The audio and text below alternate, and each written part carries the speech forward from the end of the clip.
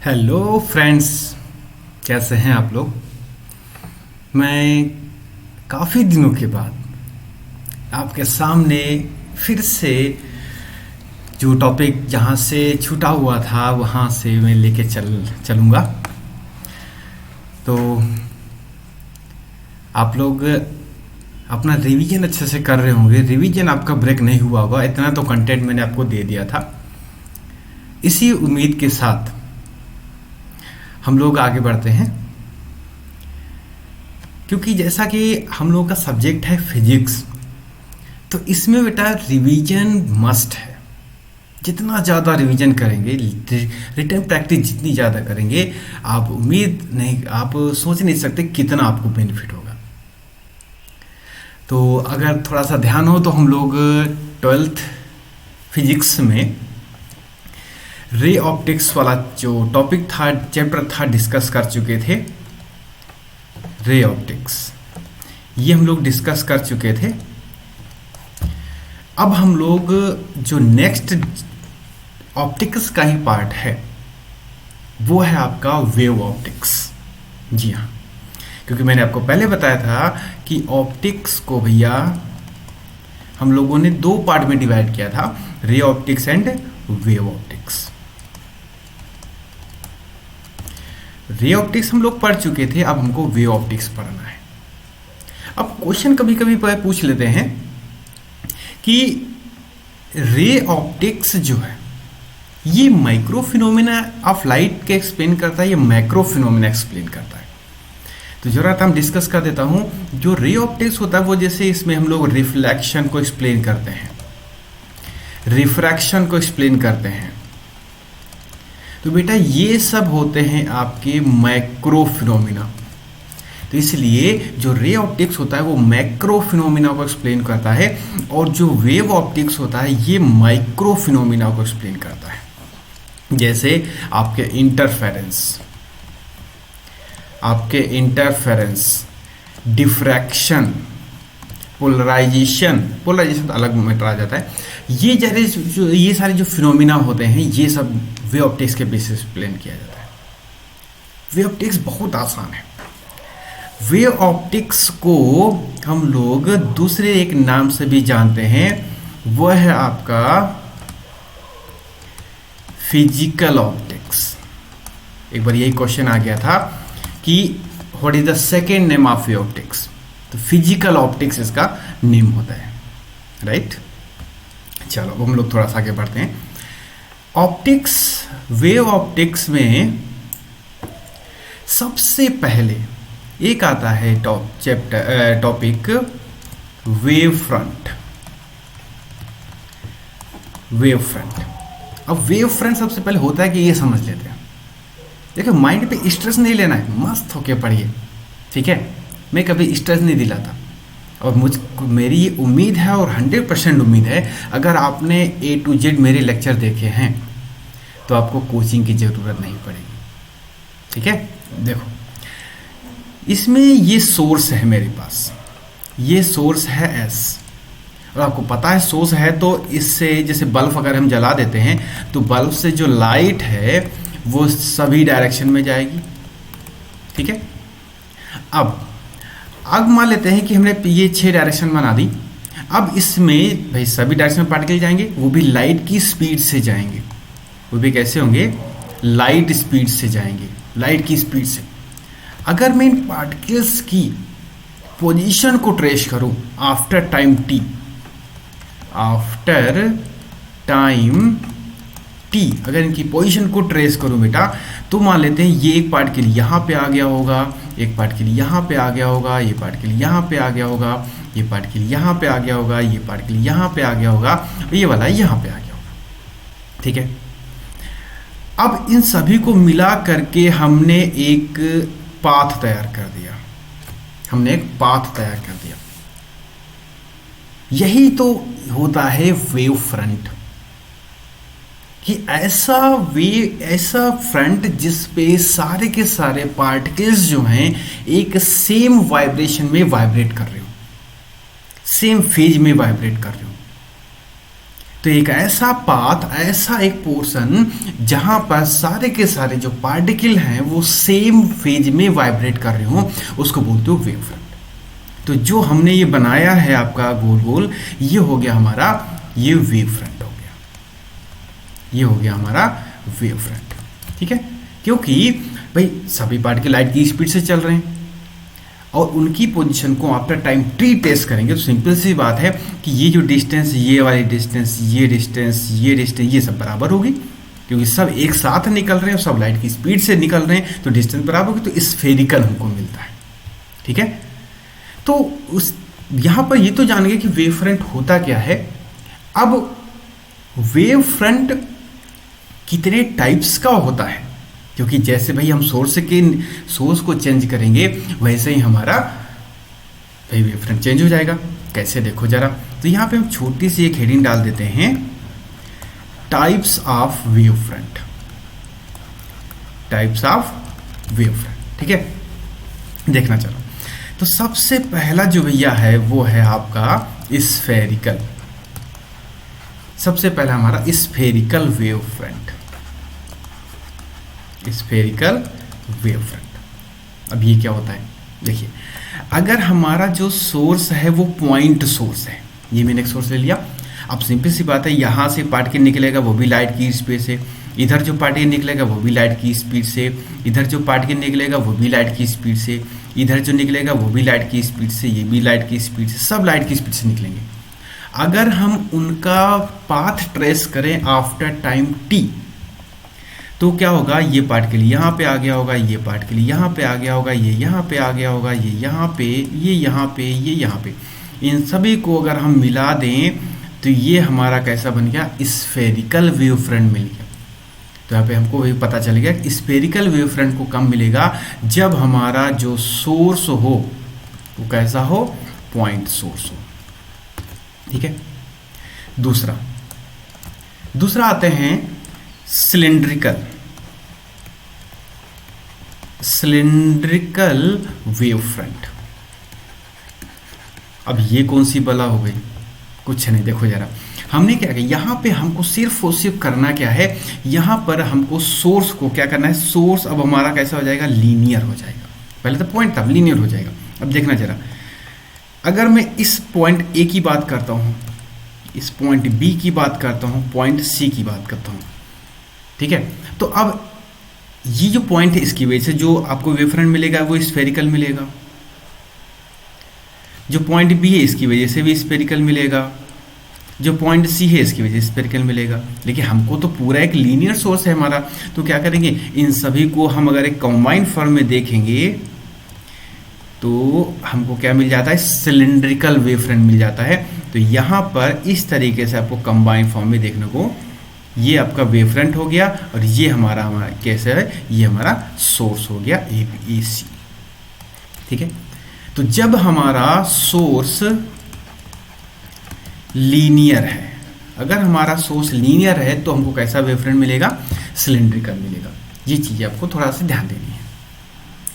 एक और रह गया, कौन सा, प्लेन वेव फ्रंट, जो हम लोग अपने इस टॉपिक में पढ़ने वाले हैं, प्लेन वेव फ्रंट। ये क्या होता है भाई, अब जरा दोनों में ध्यान से देखो, दोनों में ध्यान से देखो तो क्या दिखेगा आपको कि जो वेव फ्रंट है, चाहे स्फेरिकल हो चाहे सिलिंड्रिकल हो, दोनों में आपका जो सोर्स है इसको आपको दिख रहा है कि इसमें पॉइंट है, इसमें लीनियर है। लेकिन जब हमको सोर्स पता ही ना हो कहाँ पे हो, इन्फिनाइट पे हो, if our source is in infinite, then the wave front is taken as plane wave front. ठीक है, तो हम ऐसे इसको बनाते हैं कि जब हम कंसीडर करेंगे कि हमारा जो वेव फ्रंट है भैया वो हमारा प्लेन होता है, ये कहीं इधर से आ रहा होगा, ये इस तरीके से। तो जब हमको सोर्स पता ही ना हो, यहां पे लिख देंगे सोर्स हमारा कहां होगा, इन्फिनाइट पे होगा। हमारा सोर्स इन्फिनाइट पे अगर है तो हमारा वेव फ्रंट कैसे मिलेगा, इन्फिनाइट मिलेगा। ठीक, तो वेव फ्रंट हमारा हो गया कि टाइप्स ऑफ वेव फ्रंट हो गए। अब हम लोग जो आज का सबसे इंपॉर्टेंट टॉपिक है वो है आपका हाइजेंस प्रिंसिपल। हाइजेंस प्रिंसिपल ये इसलिए इंपॉर्टेंट है भैया क्योंकि ये आपके 5 मार्क्स में पूरा पूरा क्वेश्चन आ जाता है। हाइजेंस प्रिंसिपल आता है, उसी के साथ एक फिनोमेना एक्सप्लेन करने के लिए आता है। पूरा मैं इसी में एक्सप्लेन करूंगा आपको, ठीक है। देखो जरा, हाइजेंस ने अपने 2 रूल बताए। कौन से? मैं फिगर के जरिए एक्सप्लेन करूंगा आपको। देखना जरा, मेरे पास एक ये सोर्स है S। अब क्या होगा, इस सोर्स से पार्टिकल निकलेंगे, वो भी सब लाइट की स्पीड से होंगे, ठीक है। अब मैं क्या करूंगा, अब पीछे नहीं बनाऊंगा, मैं ये 3 पार्टिकल ही लेके चलूंगा। अब इनकी पोजीशन को हमको ट्रेस करना है after time t। After time t मान लेते हैं ये यहां पे आ गया, ये यहां पे आ गया और ये यहां पे आ गया। इन सभी को मिला करके हमने एक पाथ तैयार कर दिया। इन सभी को मिला करके हमने एक पाथ तैयार कर दिया। अब ये इस सोर्स के बाद पहला हमने पाथ तैयार किया है, इसलिए इसको हम लोग बोलते हो प्राइमरी वेव फ्रंट, ठीक है। इसको हम लोग बोलेंगे प्राइमरी वेव फ्रंट। अब उसके बाद ये जो सोर्स, इस पे ये था सोर्स, ये था सोर्स, ये पार्टिकल था हमारा। अब क्या होगा, अब जैसे सपोज करो एग्जाम्पल से समझ आते हैं कि मान लेते हैं ये बल्ब है और ये आपको पता है बल्ब है, और आपने क्या किया, इसको एक ब्लैक कागज से ढक दिया। इतना ब्लैक है कि ये रोशनी इसके आप पे नहीं निकल सकती। और हमने क्या किया, फिर इसको छोटे छोटे होल कर दिए। ये कुछ ज़्यादा ही बड़े होल हो गए, लेकिन आप इमेजिन करो छोटे छोटे होल कर दिए मैंने। अब अगर बाहर से किसी बंदे को दिखाते हो दूर से, ये देखेगा नहीं यार यहाँ पे 1 2 3 4 5 छोटे छोटे बल्ब लगे हैं। एक बल्ब यहाँ पे वो इसको लगेगा, एक बल्ब यहाँ पे दिखेगा, एक यहाँ दिखेगा, एक देखेगा। उसको ये थोड़ा ना पता है कि इसके अंदर एक ही बल्ब है, तो इसको लगेगा 5 बल्ब है यहाँ पे, जबकि रियल में कितना है, 1 है। तो यहाँ पर जो ये पार्टिकल पोजीशन थे, ये एक नए सोर्स की तरह बिहेव करेंगे। ये जो पार्टिकल्स हैं यहाँ पर एक नए सोर्स की तरीके से बिहेव करेंगे, और यहाँ भाई सोर्स होगा तो पार्टिकल निकलेंगे, तो यहाँ से फिर पार्टिकल निकलेंगे, क्योंकि यहाँ से वो पार्टिकल रुका तो है नहीं, तो यहाँ से फिर पार्टिकल निकलेंगे। उन पार्टिकल्स को हम लोग बोलते हो सेकेंडरी वेवलेट्स, ठीक है। क्योंकि ये अब हम पहले तो ये प्राइमरी हमारे हो गए, यहाँ से हम लोग सेकेंडरी पे जा रहे हैं, तो यहाँ से जो पार्टिकल निकलेंगे वो हो गए हमारे सेकेंडरी वेवलेट्स। और उनकी पोजीशन को भी हम अगर आफ्टर टाइम टी ट्रेस करें तो मान लेते हैं ये यहाँ पे आ गया, ये यहाँ पे आ गया और ये यहाँ पे आ गया, ठीक है। इनकी पोजीशन को अगर हम आफ्टर टाइम टी ट्रेस करें तो हमको फिर एक पाथ मिलेगा। इसको बोलते हो secondary wave front, secondary wave front. और ये जो पार्टिकल प्राइमरी वेव फ्रंट से निकले थे, ये यहाँ से जो पार्टिकल निकले थे, यहाँ से जो पार्टिकल्स निकले थे उसको हम लोग बोलते हो सेकेंडरी वेवलेट्स, उनको हम लोग बोलते हो सेकेंडरी वेवलेट्स, ठीक है। मतलब आफ्टर टाइम टी अगर हम उस सेकेंडरी वेवलेट्स की पोजीशन को ट्रेस करें तो हमको एक दूसरा पाथ मिलता है, उस दूसरे पाथ को बोलते हो सेकेंडरी वेव फ्रंट। बस भैया हो गया, दोनों रूल मैंने एक्सप्लेन कर दिए इस पर। देखो कैसे, अब समझते। पहला रूल क्या बोलता है कि किसी सोर्स से, जो मैंने सोर्स एस लिया था, कि उस सोर्स से जो पार्टिकल निकल रहे हैं उनकी पोजीशन को अगर हम आफ्टर टाइम टी ट्रेस करें, अगर हम आफ्टर टाइम टी ट्रेस करें तो जो हमको पाथ मिलेगा वो प्राइमरी वेव फ्रंट होगा। और प्राइमरी वेव फ्रंट पे जितने वो पार्टिकल्स थे वो एक नए सोर्स की तरीके से बिहेव करेंगे, और उन सोर्सेज से निकलने वाले जो पार्टिकल होंगे वो सेकेंडरी वेवलेट्स कहलाते हैं। बस दूसरे पाथ पे नजर डालो जरा। जो सेकेंड प्राइमरी वेव फ्रंट पे जो सोर्स थे, उन सोर्सेस से निकलने वाले पार्टिकल की पोजीशन को अगर हम आफ्टर टाइम टी ट्रेस करें तो जो हमको पाथ मिलेगा वो पाथ बेटा कहलाता है सेकेंडरी वेव फ्रंट, क्योंकि प्राइमरी हो गया वो तो दूसरे पर आते इसलिए सेकेंडरी हो गया। तो ये दो रूल हैं हाइजेंस प्रिंसिपल के, ठीक है। देखिए कोई बेटा रूल रटो मत, फिगर पे फोकस करो। फिगर पे फोकस करने का होगा कि माइंड आपका फिगर इतना छोटा सा एक्सप्लेन करेगा, यहाँ पे रखेगा और आपको एक्सप्लेन बहुत ज़्यादा हो जाएगा, ठीक। अब उसके बाद ये तो हो गया हाइजेंस प्रिंसिपल।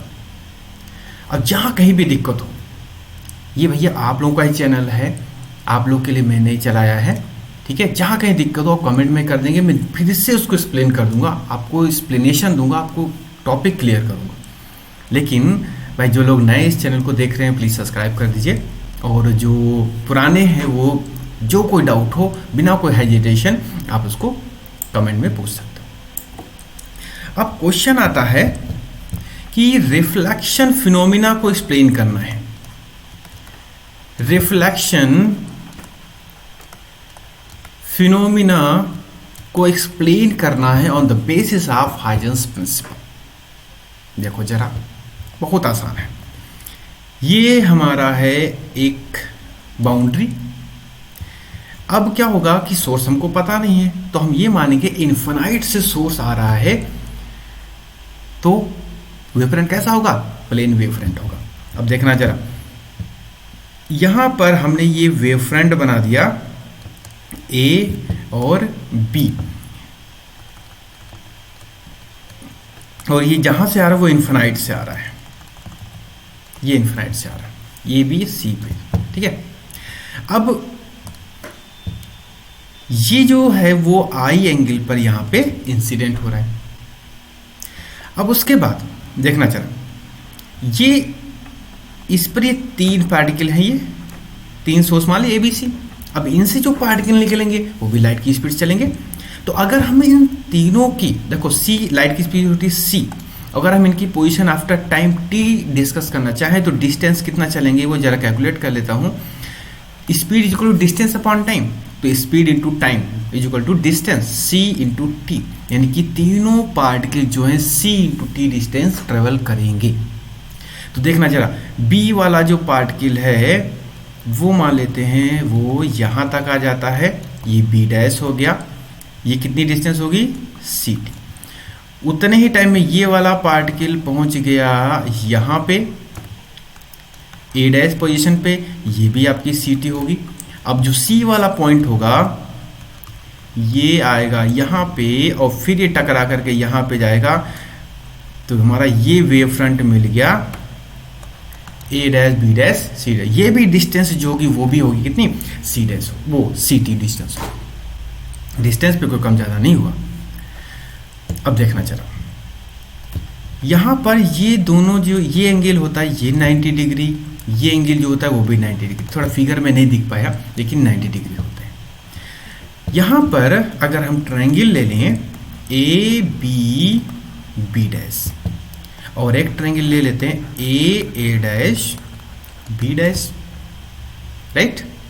देखना जरा, दोनों फिगर में देखना जरा कि बी बी डैश और ए डैश ये कितने हैं भैया सी टी, ये दोनों की डिस्टेंस सेम है, यानी कि दोनों साइड हमारी इक्वल है। इसकी भी वैल्यू सी टी है, इसकी वैल्यू सी टी है। दोनों में एंगल बी यहाँ पर 90 है और यहाँ पर एंगल ए 90 है, और दोनों ट्रायंगल में जो ए बी साइड है वो दोनों में कॉमन है, राइट।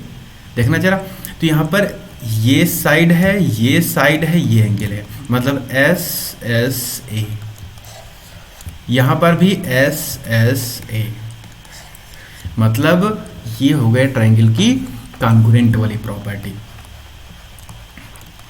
कॉन्ग्रुएंट की प्रॉपर्टी को अगर यहाँ पे यूज करते हैं तो यहाँ पर ये आंसर आता है angle I is equal to angle R. Sorry R तो मैंने बताया नहीं, ये होता है एंगल आर, ठीक, ये होता है एंगल आर। तो यही तो भैया रिफ्लेक्शन फिनोमेना, भाई हमको रिफ्लेक्शन फिनोमेना एक्सप्लेन करना था। नेसेसरी, जब पिछले वीडियो में हमने बताया था आपको, तो what is the necessary condition of reflection, this is the necessary condition of reflection, angle I is equal to angle R, अब एक क्वेश्चन मन में होगा कि यार ये आई कहाँ से आ गया।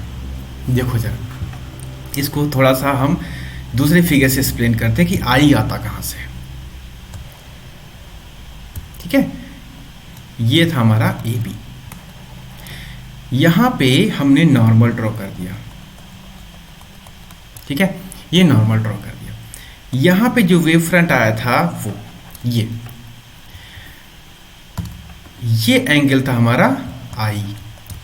ठीक है, अब देखना जरा, ए बी प्लेन के साथ ये जो लाइन थी ये वाली, ये 90 बना रही थी, तो ये एंगल कितना हुआ 90 माइनस आई।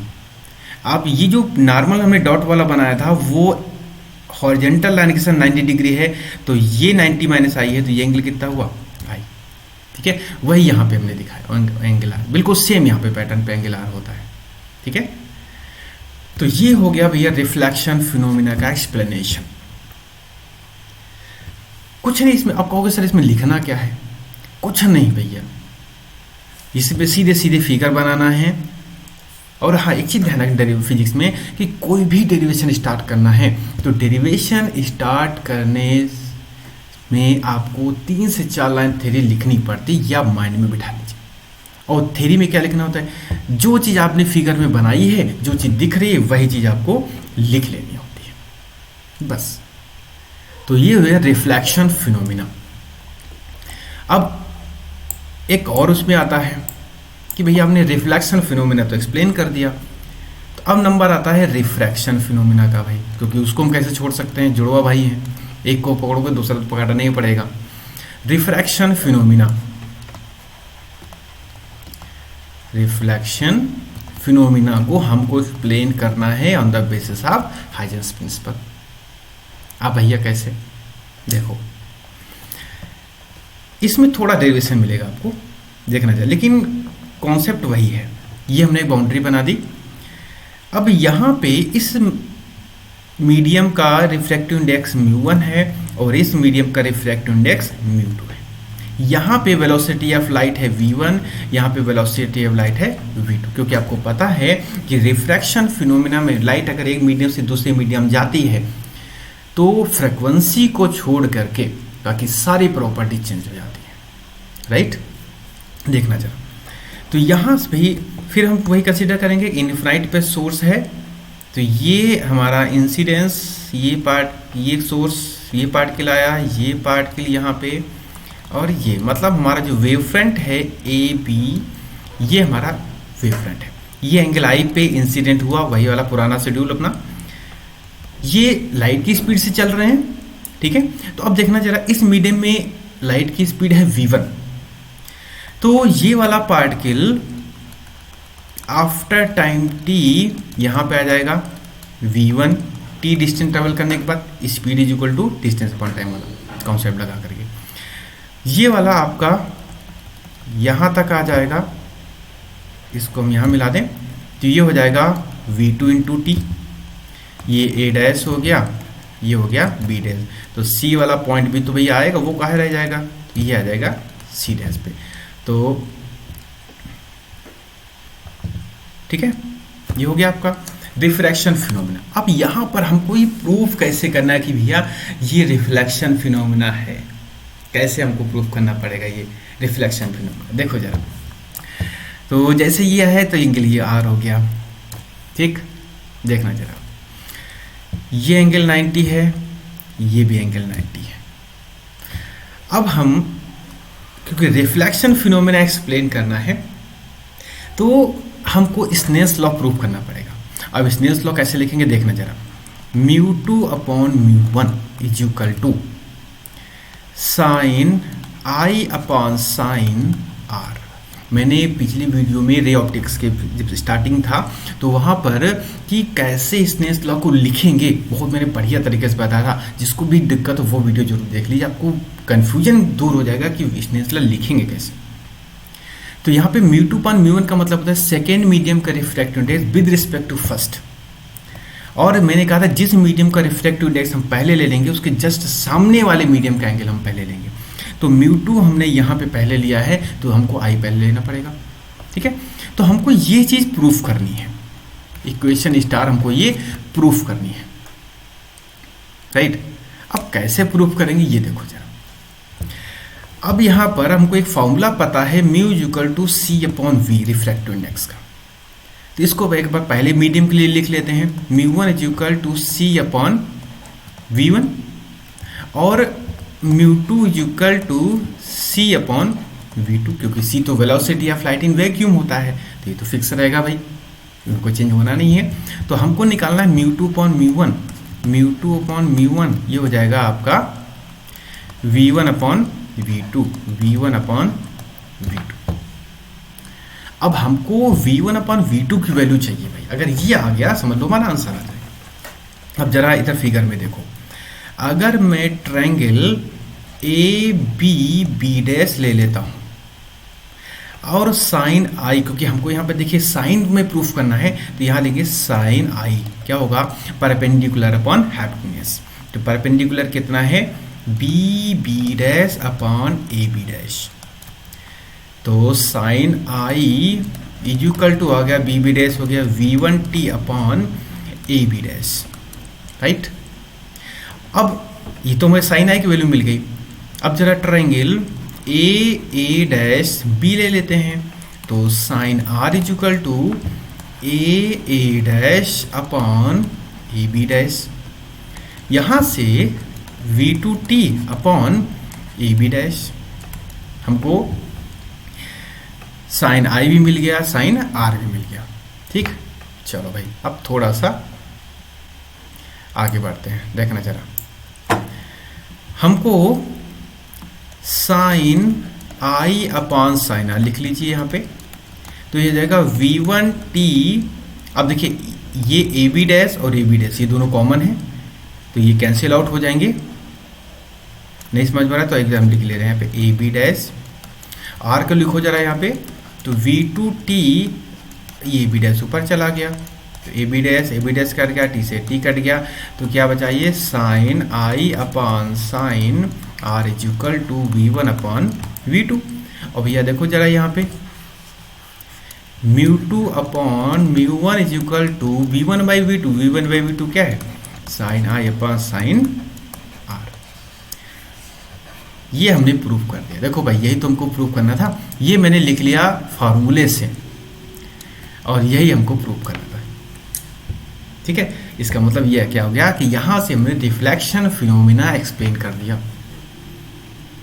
रिफ्रैक्शन फिनोमिना एक्सप्लेन हो गया, ये प्रूफ कर दिया ना मैंने, इसलिए ये अगर ना लिखते, अब देखो जरा, अगर मैंने इक्वेशन स्टार ना लिखी होती और बाई चांस कुछ गड़बड़ हो गया होता, मान लेते हैं कुछ मिस्टेक हो गई और ये फॉर्मूला आ जाता साइन आर अपॉन साइन आई, तो हम लोग इसको भी प्रूफ लिख देते, लेकिन आपके नंबर ही से कट जाते, क्योंकि फिगर कुछ और है, आंसर कुछ और आ रहा है। आपको तो लगेगा भाई साइन आई अपॉन साइन, ज़्यादातर स्टूडेंट क्या करेगा, इसको mu one upon mu two कर देता और साइन आई अपॉन साइन आर कर देता, क्योंकि उसको पता है कि साइन आई अपॉन साइन आर ही फॉर्मूला होता है, लेकिन उसको ये नहीं पता कि किसके रिस्पेक्ट में क्या हम निकाल रहे हैं।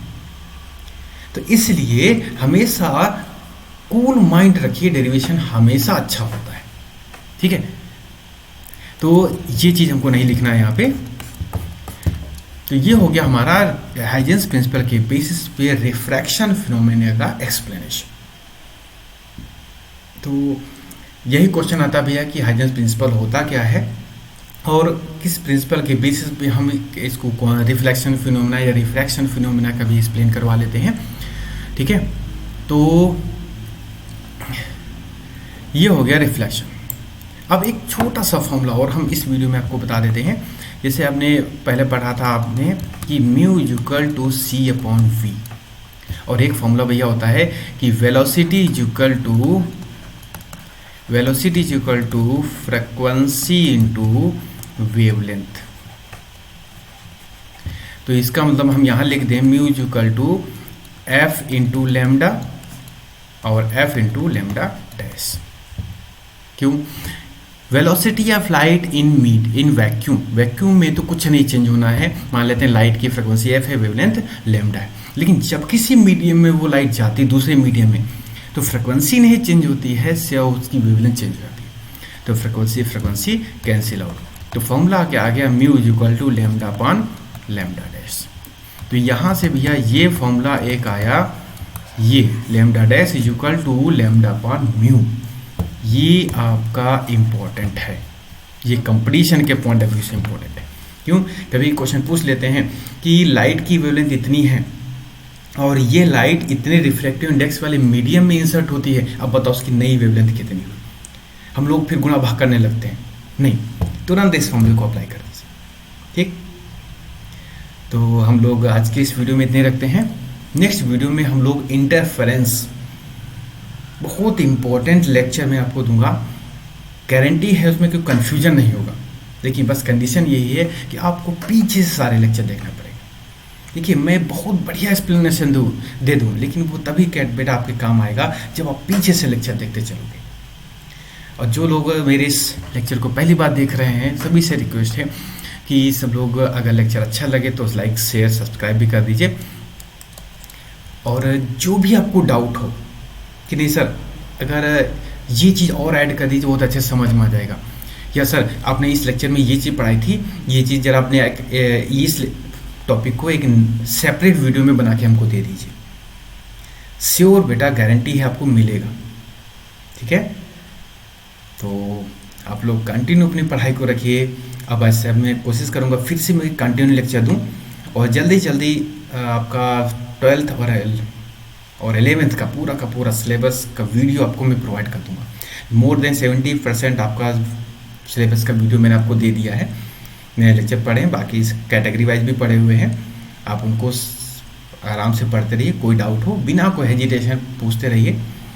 तो इसी के साथ ही फिर आपसे नेक्स्ट वीडियो में मुलाकात होगी, तब तक के लिए take care, bye bye, thank you.